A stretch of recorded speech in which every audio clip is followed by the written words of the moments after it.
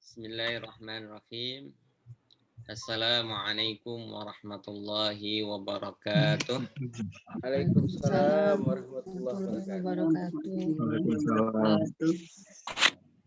Alhamdulillahi rabbil alamin. Alladzi ba'atha ruhal amin biinzalin nuril mubin ala sayyidina Muhammad afdalil mursalin. Asyhadu an la ilaha illallah wahdahu la syarika lah wa asyhadu anna Muhammadan abduhu wa rasuluh. Khairu man da'a ilallah al-bashiru liman ajaba ilaihi bil-'adah ajilah wa ni'mah baqiyah. An-nadhiru liman a'rada wa jahada ilaihi bil-halaki wal-'adzabil alim.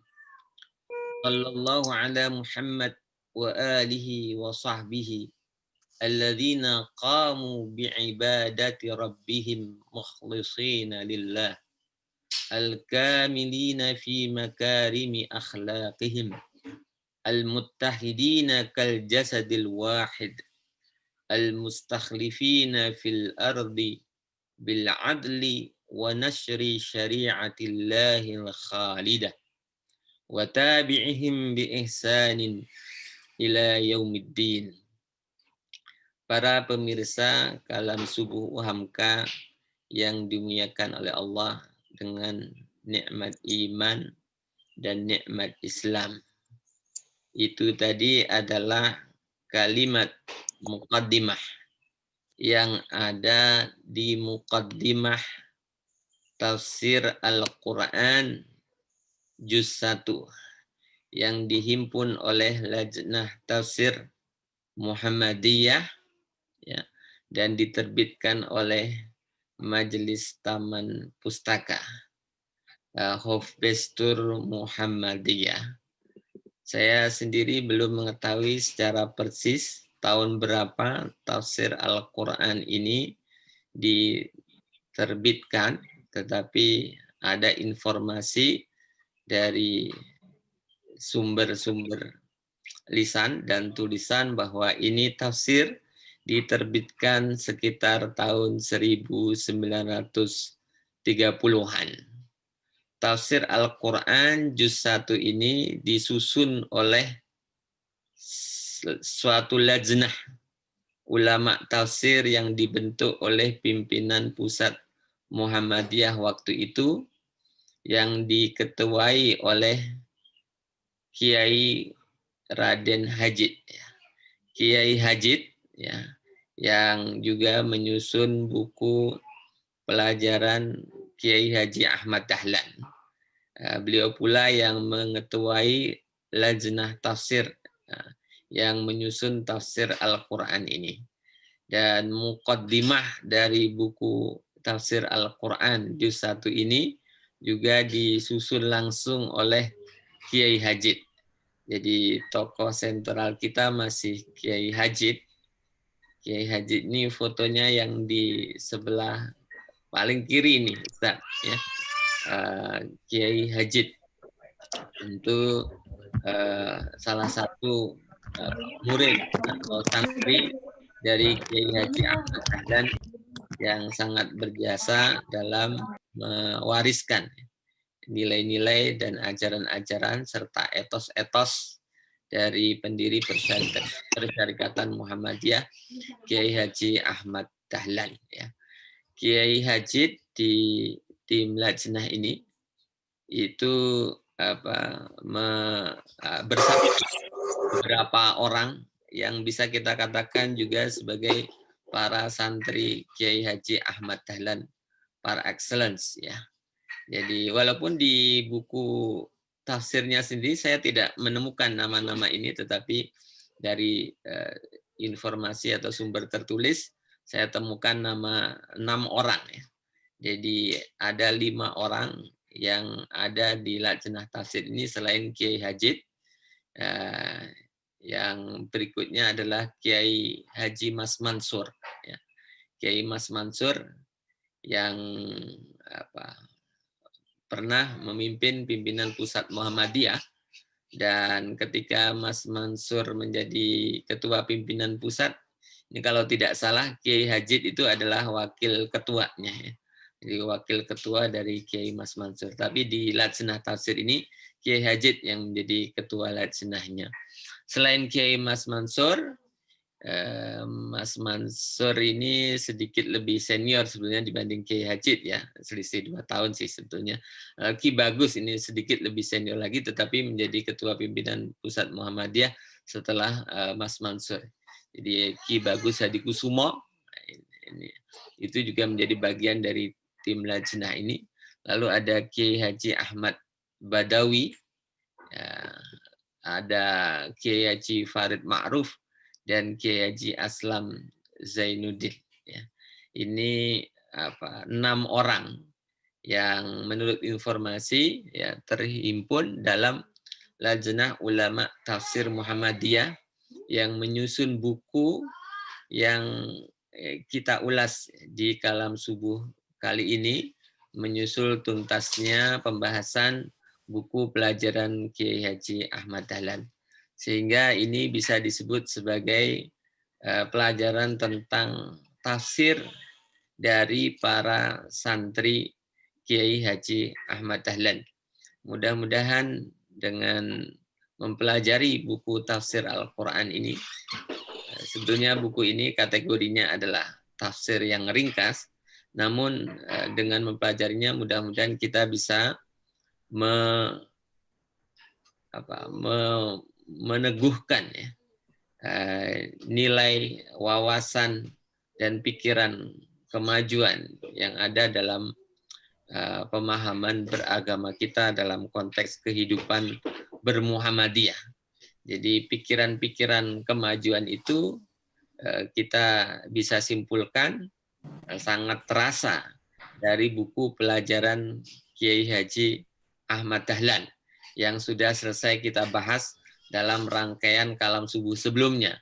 Dan mudah-mudahan melalui belajar ngaji tafsir Al-Quran Juz 1 ini, kita juga makin terbuka pada pikiran-pikiran kemajuan itu yang ternyata bukan baru sekarang. Pikiran kemajuan itu ada di Muhammadiyah, tetapi memang sudah dari awal ya Muhammadiyah berdiri atau bahkan sebelum Muhammadiyah berdiri, pikiran-pikiran tentang kemajuan itu muncul. Jadi Bapak Ibu, para pemirsa Kalam Subuh, kita akan memulai dengan bismillah untuk mengaji buku tafsir Al-Quran Juz 1. Jadi menghubungkan kita yang hidup di hari ini dengan pikiran-pikiran yang muncul pada masa awal berkembangnya Muhammadiyah. Ya. Ini saya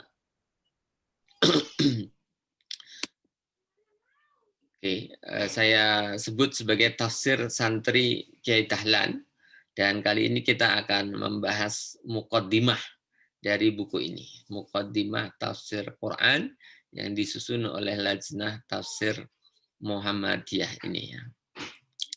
Ada satu ayat yang dikutip di sampul dari buku tafsir Al-Quran ini, ya, ayat yang diulang 4 kali di surah Al-Qamar, di ayat 17, ayat 22, ayat 32, dan ayat 40. Ayat yang berbunyi, وَلَقَدْ يَسَّرْنَا الْقُرْآنَ لِلذِّكْرِ فَهَلْ مِن مُدَّكِّرٍ. Mim muddakir. Walaqad yassarnal Qur'ana lidzikri fahal mim muddakir. Ini ayat yang juga dipampang, ditulis ya di tembok pusat studi Al-Quran yang dikomandani oleh Profesor Quraisy Shihab ya. Ini ayat yang sama. Ayat ini yang juga ketika saya sering lewat ya di depan gedung pusat studi Al-Quran atau juga Yayasan Lentera Hati Ini ada ayat ini juga. Walaqad yassarnal Qur'ana lidzikri fahal mim muddakir. Ya.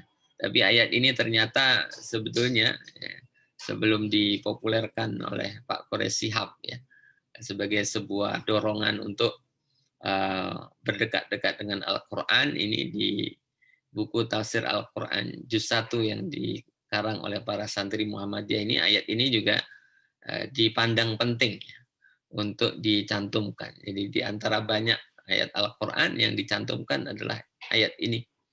Walaqad yassarnal Qur'ana lidzikri, dan sungguh telah kami mudahkan Al-Quran itu lidzikri, ya.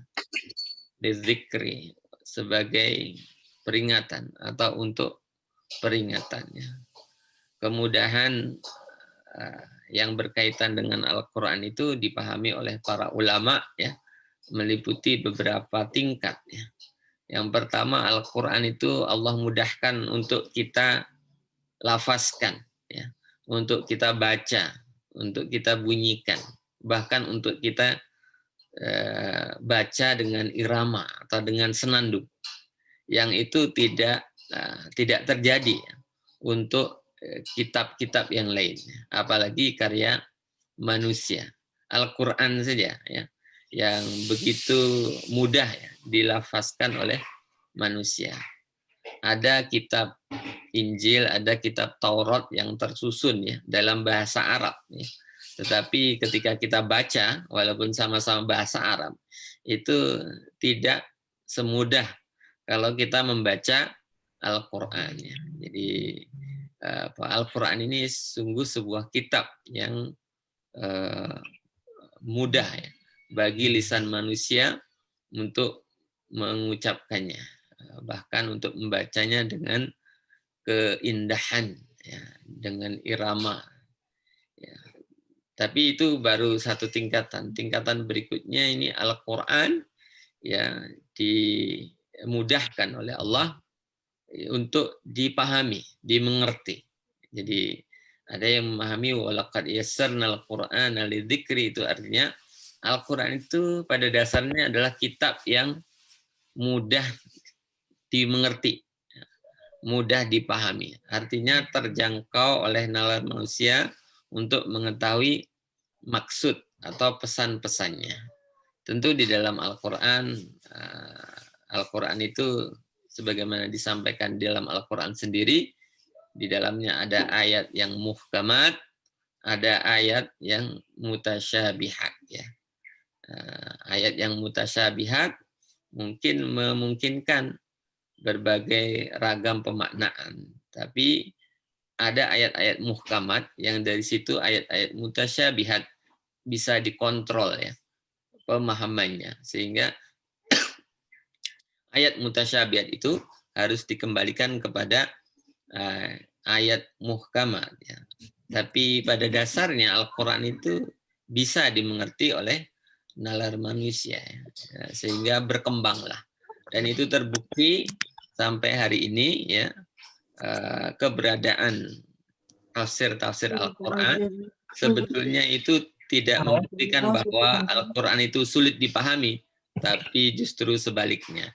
Akal manusia bisa menjangkau apa yang menjadi makna dan pesannya. Walaupun itu tentu dalam dinamika, karena akal atau pikiran manusia ini dinamis, berkembang. Demikian juga penafsiran Al-Quran. Itu tataran kedua. Tataran ketiga, Al-Quran ini dimudahkan dalam pengertian untuk dijaga ya. Dijaga dalam hafalan ya. Al-Quran ini walaupun terdiri dari 114 surat, banyak sekali yang menghafalnya ya. Artinya mengingatnya ya, bisa membacanya tanpa teks ya, hafal. Jadi dijaga dalam ingatan manusia ya. Pengertian menjaga itu bisa juga tidak hanya dalam ingatan, tetapi dijaga dalam wujud tulisan, kitabah ya. Jadi Al-Quran ini mudah sekali untuk dijaga juga ya, teksnya atau melalui tulisan begitu. Dan Al-Qur'an adalah buku yang paling bestseller ya di dunia ini. Jadi mudah sekali untuk mengetahui mana Al-Qur'an yang dibuat-buat atau Al-Qur'an palsu ya. Mudah sekali untuk diidentifikasi. Karena Al-Qur'an mudah sekali ya.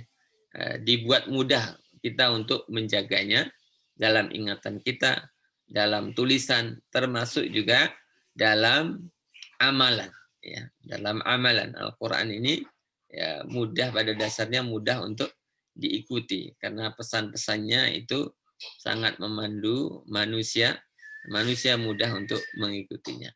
Jadi itu beberapa pemaknaan ya terhadap ungkapan walaqad yassarnal qur'ana lidzikri, dan sungguh telah kami mudahkan, kata Allah, Al-Qur'an ini lidzikri ya, sebagai az-zikr ya. Pengertian az-zikr sebetulnya itu juga di situ ada beragam pemaknaannya. Az-zikr bisa berarti lidzikri itu artinya zikir secara lisan, tetapi tentu tidak terbatas itu, tetapi juga zikir dalam pengertian yang lebih umum, artinya keteringatan kita ya terhadap Allah dan perintahnya atau pesan-pesannya. Lidzikri bisa juga berarti sebagai peringatan untuk kita ya, sehingga kita ingat ya, akan perintah dan larangan Allah. Fahal mim muddakir. Lalu apakah ada orang yang mau mengambil pelajaran dari Al-Qur'an ini? Ini sudah Allah mudahkan ya. Al-Qur'an ini. Al-Qur'an tidak tertulis dalam bahasa makhluk planet lain.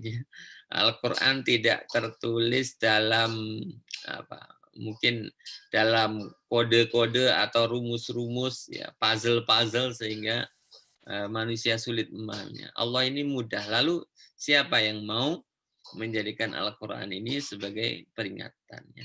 Jadi tafsir Al-Qur'an ini, buku tafsir Al-Qur'an ini itu disemangati oleh ayat ini ya. Saya kira kita bisa simpulkan demikian. Jadi semangatnya adalah agar kita yang hidup pada masa sekarang itu juga mau mengambil atau menjadikan Al-Qur'an ya sebagai pelajaran ya, sebagai peringatan bagi kita.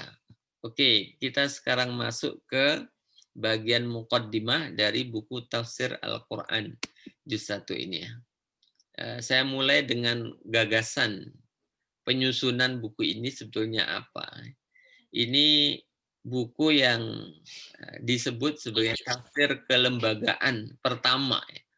Jadi tafsir yang dihasilkan oleh suatu lembaga, dan dalam hal ini adalah organisasi masyarakat yang bernama Muhammadiyah. Yang sebelumnya tidak ada. Mungkin ada yang menemukan, tapi sejauh ini saya belum menemukan keterangan ada tafsir kelembagaan yang lebih dulu dari buku tafsir ini. Sebelumnya yang namanya tafsir itu ya disusun sendiri-sendiri ya, oleh seorang ulama yang punya kapasitas luar biasa di berbagai bidang ilmu atau di beberapa bidang ilmu. Ya. Jadi kalau Ibnu Katsir punya Tafsirul Qur'anil Adzim, itu karena Ibnu Katsir dia adalah juga seorang ahli hadis, dia ahli tarikh ya. Dia itu murid Ibnu Taimiyah yang menulis tentang banyak tema juga. Jadi luar biasa Ibnu Katsir itu. Tapi Ibnu Katsir menulis sebagai individu ya, pribadi begitu. Sementara ini adalah tafsir yang disusun oleh lembaga, oleh suatu lajnah. Kalau sekarang sudah banyak yang namanya tafsir lembaga itu ya. Ada Kementerian Agama yang terus-menerus memproduksi ya, tafsir baik yang ringkas maupun yang lengkap. Bahkan sekarang mereka juga atau sudah dalam belasan tahun memproduksi tafsir tematik dan juga tafsir ilmi, itu tafsir kelembagaan. Tidak hanya di Indonesia tapi juga di belahan dunia Islam yang lain yang namanya tafsir kelembagaan ini cukup banyak sekarang. Tapi di awal abad ke-20 ini seperti gagasan yang baru ya, bahwa ada sebuah tafsir yang disusun bersama oleh para ulama. Jadi kata Kiai Hajid dalam mukaddimah buku ini, harapan dari buku ini adalah adanya para ulama yang ikhlas hati karena Allah, bersatu untuk satu tujuan, membuat tafsir Quran yang sempurna dan lengkap. Ya. Jadi tujuannya adalah untuk menyusun tafsir ini, walaupun disebut bahwa tafsir ini akhirnya hanya juz 1 saja, ya. Juz 1 yang disusun oleh lembaga, ya. Tapi Kiai Hajid sendiri dikatakan itu menyusun tafsir hingga juz 24. Kadang ada yang menyebutnya 26. Tapi bukunya sendiri saya belum menemukan. Nanti kalau di antara para hadirin ada yang menemukan karya Kiai Hajid ini di mana bisa diakses, mohon saya diberitahu, diberi info ya. Itu warisan yang saya kira penting ya untuk juga membantu kita memahami alam pikir Muhammadiyah ya, secara tepat ya. Tentu masa lalu atau masa awal Muhammadiyah bukan satu-satunya rujukan ya untuk kita membantu untuk kita membaca alam pikir Muhammadiyah, tetapi itu adalah rujukan penting ya. Karena dari situ ternyata fondasi dari nilai-nilai yang diwariskan atau pola keberagaman yang diwariskan di Muhammadiyah itu bermula ya. Jadi tujuan atau gagasan dari penyusunan buku ini sebenarnya adalah untuk membuat satu tafsir yang sempurna dan lengkap, dan idenya itu ini tafsir disusun oleh berbagai ahli ya. Jadi ada ayat yang diserahkan kepada ahli hadis, ada ayat yang diserahkan kepada ahli usul fikih, ada ayat yang dibagikan kepada ahli akidah, ilmu akidah atau ilmu kalam ya. Ada yang diserahkan kepada ahli fikih, ada yang diserahkan kepada ahli tarikh atau ahli siasah ya.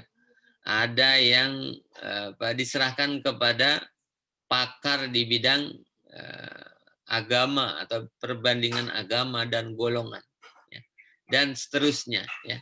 Ini ide tafsir yang hidup ya di Muhammadiyah, dan alhamdulillah untuk masa sekarang kita punya tafsir At-Tanwir yang sedang berproses ya.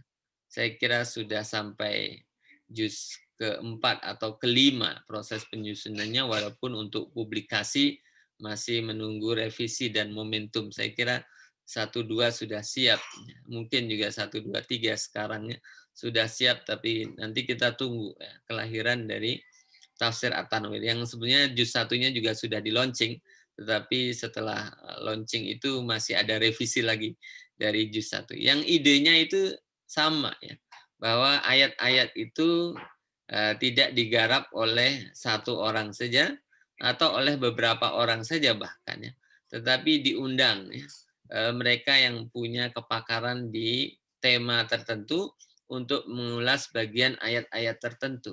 Itu ide tafsir At-Tanwir.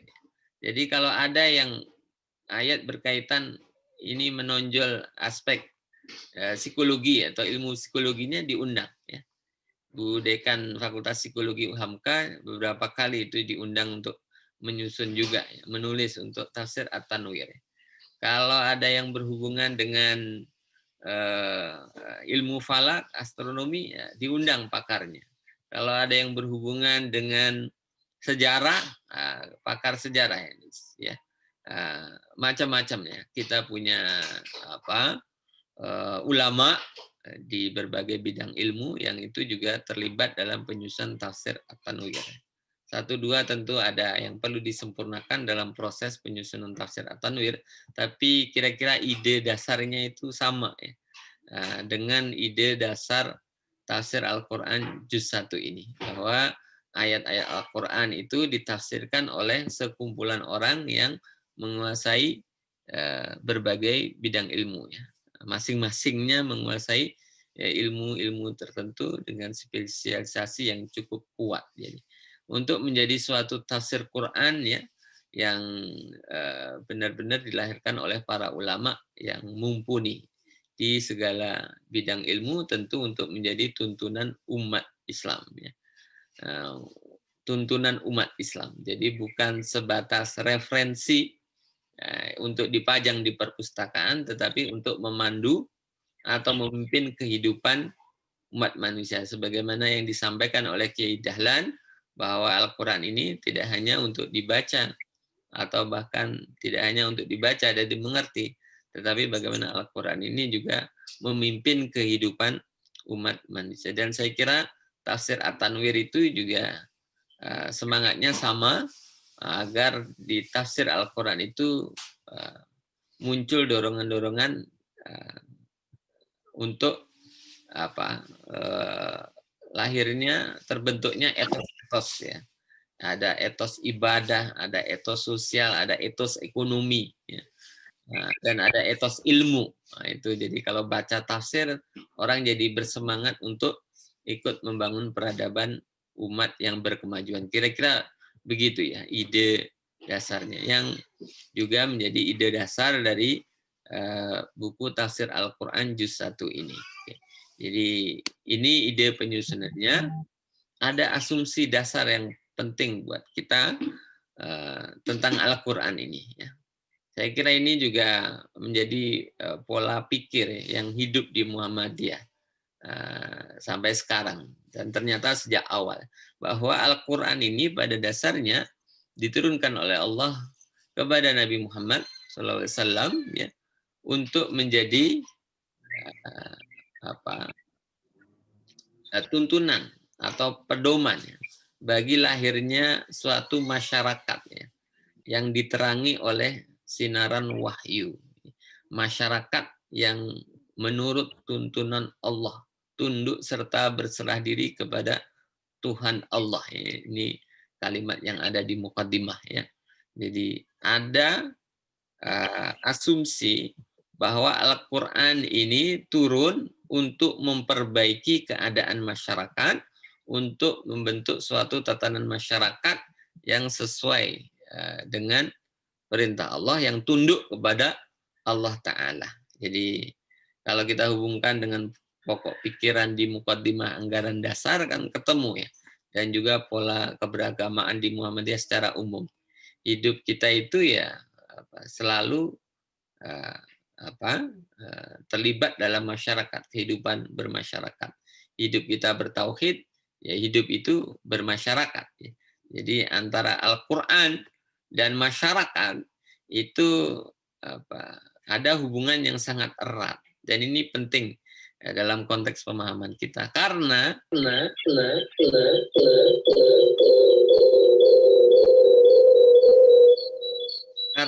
ada sebagian orang yang memahami Al-Quran itu lebih sebagai kidung atau mantra suci. Ya. Jadi kurang terkoneksi dengan kehidupan masyarakat. Al-Quran untuk dibaca, dilafazkan, untuk mungkin memuaskan dahaga spiritual, menyejukkan hati, menenangkan diri, untuk mungkin mengobati penyakit hati ataupun penyakit fisik ya.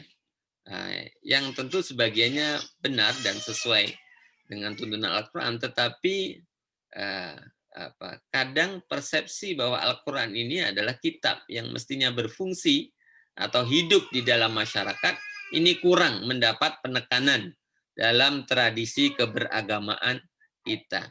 Jadi banyak Al-Quran itu diposisikan sebagai suatu kitab yang berisi rangkaian kidung atau mantra suci saja.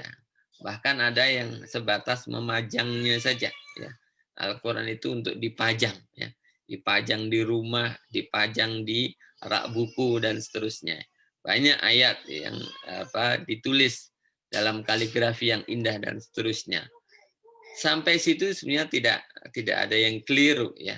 Tapi penekanan bahwa Al-Quran ini mestinya mengubah kehidupan kita bermasyarakat itu yang kadang luput, dan ini yang diingatkan terus-menerus di Muhammadiyah atau oleh Muhammadiyah, ya, bahwa Al-Quran ini fungsinya adalah sebagai sarana pencerahan yang dilakukan oleh Nabi Muhammad. Jadi Nabi Muhammad mengubah masyarakat yang tadinya sangat jahiliyah menjadi sangat berperadaban. Itu sarana utamanya adalah Al-Quran, ya.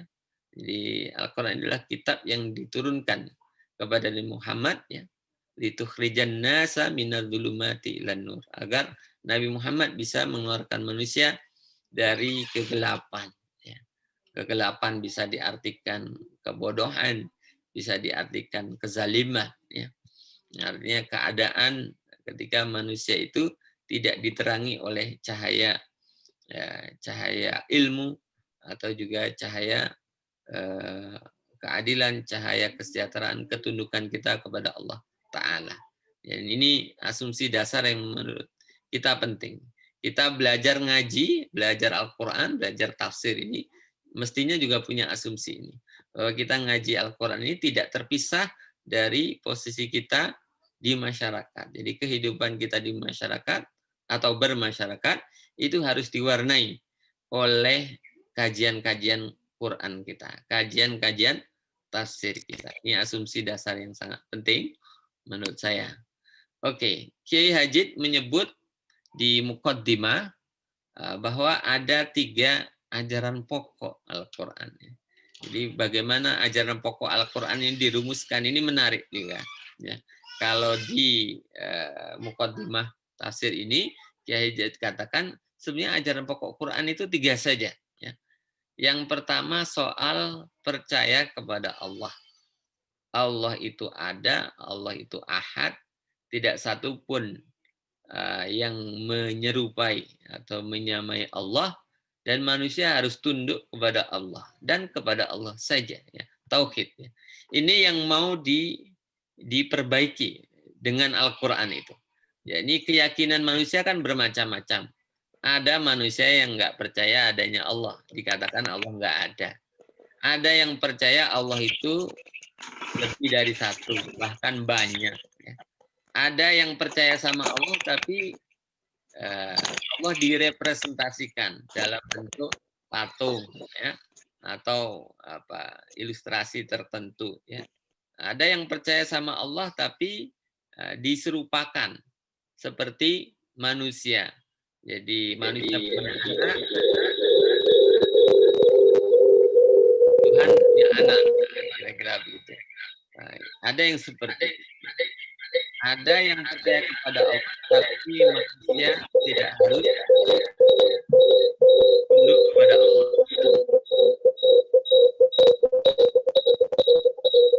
Suaranya bergema, ya. Baik, alhamdulillah. Ada yang percaya kepada Allah, tetapi kita harus melalui perantara-perantara ketika mau mendekat kepada Allah atau menyembah Allah, ya. Jadi keyakinan seperti ini yang diluruskan, ya, oleh Al-Quran ini.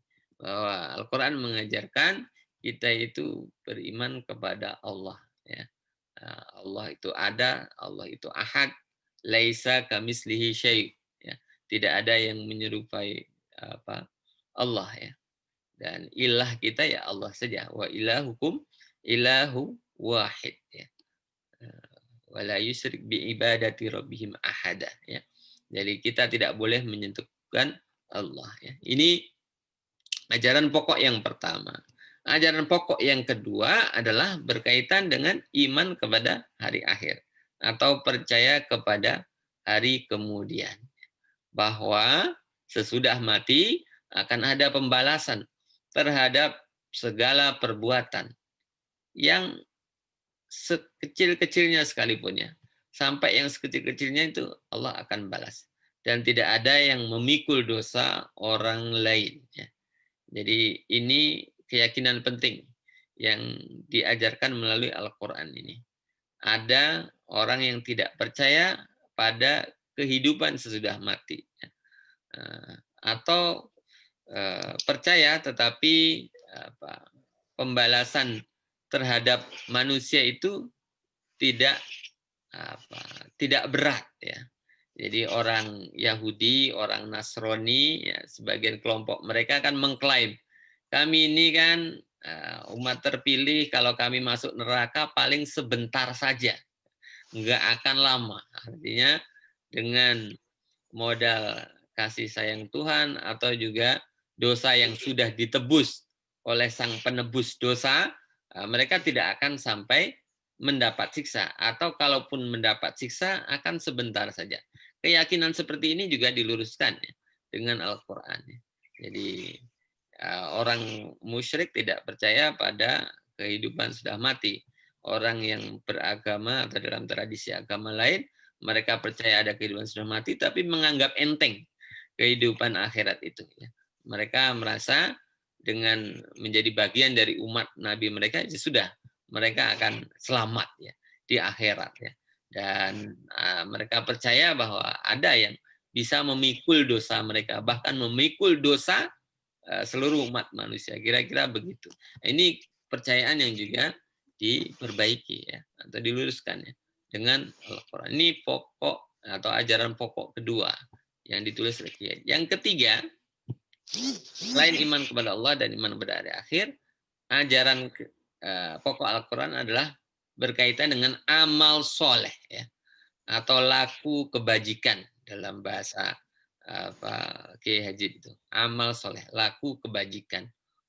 Nah, amal soleh ini juga diluruskan oleh Al-Quran. Jadi manusia ada yang punya anggapan yang namanya amal soleh, berbuat baik itu ya dengan menjauhi kehidupan duniawi, ya, menunjukkan kehidupan dunia, maksud saya. Ya, jadi harus berfokus pada rohani saja. Ada agama atau kepercayaan yang sangat menekankan ya, pembersihan jiwa sedemikian rupa dengan melepaskan diri dari kehidupan dunia. Kita nggak boleh ya, terlibat terjun. Bahkan ada yang sampai beristri aja tidak boleh begitu ya, untuk dalam rangka penyucian jiwa ini. Tapi kalau Islam tidak demikian, mengajarkan perbuatan yang seimbang atau yang adil antara jasmani dan rohani. Rohani dipenuhi kebutuhannya, jasmani juga dipenuhi kebutuhannya. Ya. Jadi bukan dengan menyiksa diri. Agama Islam itu mengajarkan kita untuk beramal soleh bukan dengan menyiksa jasmani kita, tidak. Ya. Jadi kalau orang berpuasa pun Nabi ajarkan ya, ya ada hak ya buat tubuhnya. Justru kurang didukung kalau ada sahabat yang maunya setiap hari berpuasa. Ya. Cukuplah ya beberapa hari dalam satu bulan itu ya. Kalau yang penuh kan di bulan Ramadan saja. Ya maksimal sehari puasa, sehari tidak ya, seperti Nabi Daud alaihissalam misalnya demikian ya. Jadi itu kan karena pada prinsipnya Islam itu mengajarkan kita amal soleh kita itu ya di situ kita harus menyeimbangkan ya, antara unsur jasmani dan rohani kita ya, dalam amal soleh. Ada yang sangat menekankan kerohanian ya. Itu keyakinan ya, yang manusia miliki dan ini diluruskan oleh Al-Quran ya. Berfaedah bagi diri sendiri dan orang lain ya. Ini penting juga. Jadi ada yang punya kecenderungan yang namanya amal soleh itu untuk diri sendiri ya, tidak untuk orang lain, sehingga orang rajin sholat tetapi tidak mau rajin menengok kehidupan tetangganya apakah ada kesulitan ekonomi atau bagaimana ya. Jadi pada yang namanya amal soleh, laku kebajikan itu tidak hanya kita adil terhadap jasmani dan rohani kita, tapi diri dan orang lain ya. Jadi kalau berbuat sesuatu baik bagi diri sendiri tapi tidak orang lain, ya bagusnya kita harus itu luruskan.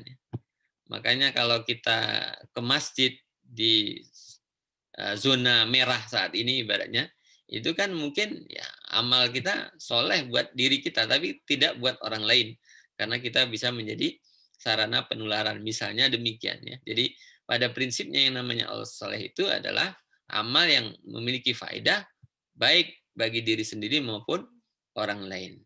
lalu menjaga hak ruh, jisim, hidup, harta benda, kehormatan manusia. Nah, ini seperti apa ya? Seperti prinsip maqasidus syariah ya. Jadi pikiran-pikiran maqasidi ini ternyata juga sudah hidup ya pada masa Kiai Dahlan atau santri Kiai Dahlan ini. Jadi kan namanya syariat itu menjaga hidup kita ya, harta benda kita, kehormatan manusia. Lalu kemuliaan i'tikad ya, keyakinan, menjaga kesucian budi pekerti, menjauhi perbuatan yang menyakiti orang lain, kecuali untuk menolak mudarat yang lebih besar ya. Jadi tidak bisa karena ada agama yang mengajarkan kalau ditampar pipi kiri kasih pipi yang kanan dan seterusnya. Nah, ini dikritisi juga oleh Kiai Haji. Al-Quran meluruskan yang seperti itu. Ya, jadi tidak boleh menyakiti orang lain. Kalau disakiti, ya, tapi kita tidak memberi respon apa-apa, itu justru membuat kita lemah dan seterusnya. Jadi untuk menolak mudarat yang lebih besar tentu ada batas-batas ketika perbuatan yang menyakiti orang itu bisa ya, dilakukan begitu ya. Dan ini yang lebih lebih masuk akal ya. Kaitannya dengan amal. Jadi menurut Kiai Hajid, ajaran pokok Al-Quran ini berkisar 3 ini saja ya. Iman kepada Allah, iman pada hari kemudian, dan juga amal soleh. Artinya Al-Quran itu meluruskan keyakinan-keyakinan manusia, persepsi-persepsi manusia, asumsi-asumsi berkaitan dengan ini. Berkaitan dengan Tuhan, berkaitan dengan hari akhir, dan berkaitan dengan apa yang disebut laku kebajikan itu. Ya. Ini yang disarikan oleh Kiai Hajid. Itu orang boleh saja berbeda pandangan, tapi ini saya kira hasil perenungan yang luar biasa melihat intisari Al-Quran. Jadi apa yang mau diluruskan dari kehidupan manusia oleh Al-Quran ini apa? Nah, diidentifikasi 3 ini. Ya. Soal keyakinan manusia pada Tuhan, keyakinan manusia pada hari akhir, dan soal apa yang diyakini dipercayai oleh manusia sebagai amal soleh. Ya. Macam-macam orang punya persepsi, tapi Al-Quran meluruskan. Yang namanya amal soleh itu ya yang memiliki karakteristik sebagaimana disebutkan tadi. Ya. Oke, lalu terakhir itu Kiai Hajid menyebut 3 perintah pokok ya, yang ada di dalam Al-Quran. Perintahnya apa? Kalau tadi itu adalah ajaran pokoknya yang di situ Al-Quran mengkoreksi banyak hal dalam kehidupan manusia. Kalau ini perintah pokok Al-Quran. Berisi 3 kata Kiai Hajid. Ya. Al-iman, al-islam, dan al-ihsan. Ya. Ini sangat familiar buat kita. Ya. Ada landasan hadisnya. Ini kan hubungannya dengan pertanyaan Jibril kepada Nabi Muhammad SAW. Dan dari situ rumusan agama itu sering diambil. Ya. Nah, jadi ada aspek iman, Islam, dan ihsan. Tetapi bagaimana iman, Islam, dan ihsan ini diredaksikan, ini menarik menurut saya di muqaddimah yang disusun oleh Kiai Hajid ini. Jadi kalau iman itu kan biasa kita sebut iman pada Allah, iman pada malaikat, dan seterusnya, sampai iman kepada qada dan qadar. Tapi bahasa Kiai Hajid tidak demikian. Tapi lebih mengajak kita untuk masuk pada esensinya. Jadi iman itu meliputi keyakinan bahwa Allah itu adalah zat penguasa segala alam, itu yang pertama. Tidak sebatas disebut iman kepada Allah, begitu, tidak. Iman adalah penguasa segala alam. Yang kedua, Allah itu mengutus roh, malaikat. Ya. Jadi malaikat, kan kita sering nyebutnya iman dengan malaikat. Ya. Jadi Allah mengutus roh atau malaikat. Allah menurunkan nur ilahi atau kitab-kitab. Allah mengangkat para rasul sebagai guru jagat, ya. Artinya sebagai penuntun manusia, ya. Penuntun umat, penuntun alam. Ya. Allah mengangkat para rasul. Lalu para rasul mengumumkan kabar adanya pengadilannya Tuhan, adanya surga, neraka. Ya, ini biasa kita sebut iman kepada hari akhir. Nah, tapi ini dihubungkan dengan rukun sebelumnya. Lalu terakhir, segala perbuatan itu yang manusia lakukan itu sebenarnya menurut keputusan Allah. Karena itu hendaklah kamu berserah diri kepada Allah Ta'ala. Ini yang termasuk al-iman. Ketika meredaksikan al-Islam juga demikian. Ya. Tidak disebut syahadat, sholat, zakat, dan seterusnya. Tapi saksikan, ya, menyaksikan tidak ada Tuhan selain Allah dan Muhammad utusannya. Kita harus menyembah Allah dengan ikhlas dan mengikuti segala pekerjaan Nabi Muhammad SAW. Jadi orang dibuat mengerti konsekuensi dari syahadat. Ya.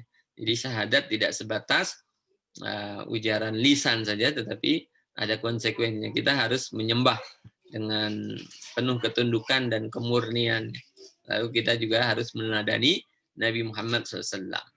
Lalu kerjakan sembahyang supaya selalu ingat kepada Allah.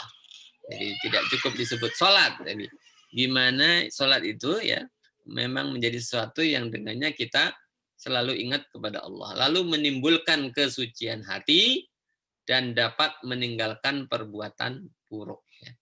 Jadi qad aflaha man tazakka wa dzakara asma rabbih fasalla. Ya. Jadi sholat itu bagian dari tazkiyah juga, mensucikan diri kita, ya, menjauhkan kita dari yang buruk. Tanha anil fahsya wal munkar. Jadi ini esensi sholat yang digambarkan ketika mendeskripsikan al-Islam. Lalu berikan zakat dari harta yang dimiliki untuk membersihkan diri dan menolong orang yang sengsara. Nah, oke. Lalu keempat, kerjakan puasa atau siam Ramadan agar dapat mencegah dan mengendalikan hawa nafsu. Nah, oke. Lalu terakhir, jika kuasa, maka ziarahilah Baitullah, ya, pergi haji. Jadi ketika menjalankan Islam itu sering disebut tujuan atau maksud dari ibadah itu, hikmahnya atau tujuan dari masing-masing ibadah itu. Tidak sebatas disebutkan nama ibadahnya. Lalu ketika mengembarkan ihsan, Kiai Haji katakan bahwa ihsan itu berarti hendaklah kita selalu ingat Allah sehingga seolah-olah melihat Allah atau merasa segala gerak-gerik kita dilihat oleh Allah dalam penghambaan kita kepada Allah, ya. Baik itu ibadah yang sifatnya khasah, ya, dalam sholat kita seolah melihat Allah, maupun di luar itu yang tidak khasah, yang ammah, itu pun kita juga perlu merasa punya ihsan, merasa seolah dilihat Allah dan gerak-gerik kita dilihat Allah. Jadi kalau kita bekerja sebagai dosen atau guru, kita membangun sekolah itu seolah kita juga melihat Allah atau gerak-gerik kita ini diawasi oleh Allah. Sehingga kita membangun sekolah itu dengan penuh kesungguhan, ya, dengan niat lillahi ta'ala, dengan ketulusan, bagian dari penghambaan kita kepada Allah, dan seterusnya. Itu kalau hubungannya dengan ibadah yang ammah. Jadi baik yang khosoh dan ammah, itu di situ berlaku prinsip atau perintah ihsan ini. Jadi ini isi dari muqaddimah tafsir Al-Quran yang disusun oleh Lajnah Tafsir Muhammadiyah di kisaran tahun 1920-an, 1930-an. Ya. Karya tafsir ini sebetulnya itu disusun, ya, dengan menggunakan berbagai rujukan kitab tafsir dan yang non tafsir. Ya.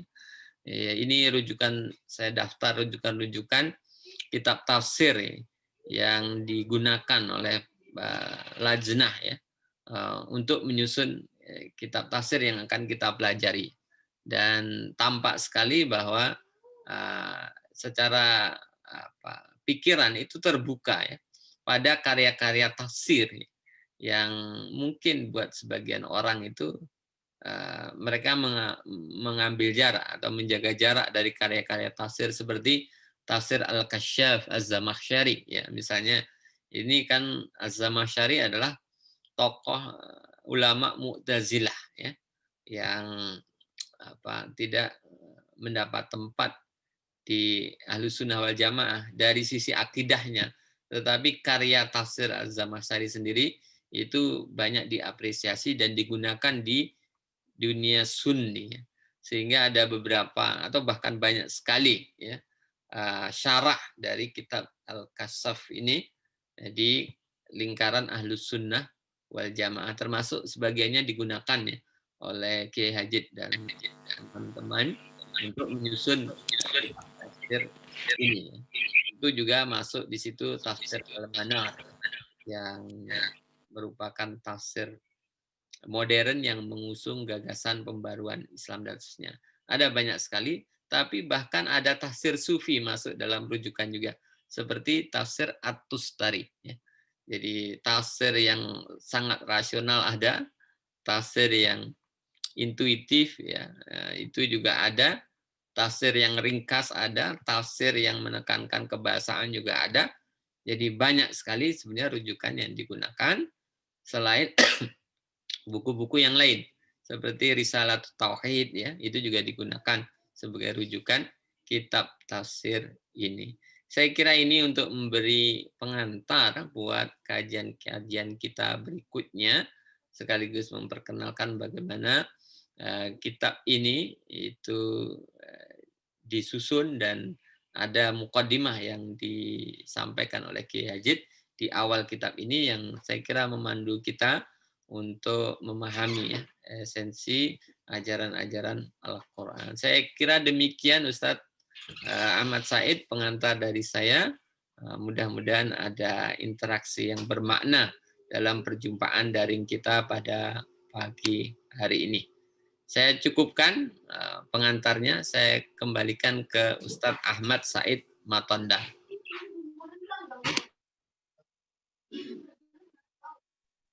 Terima kasih Ustadz Iza.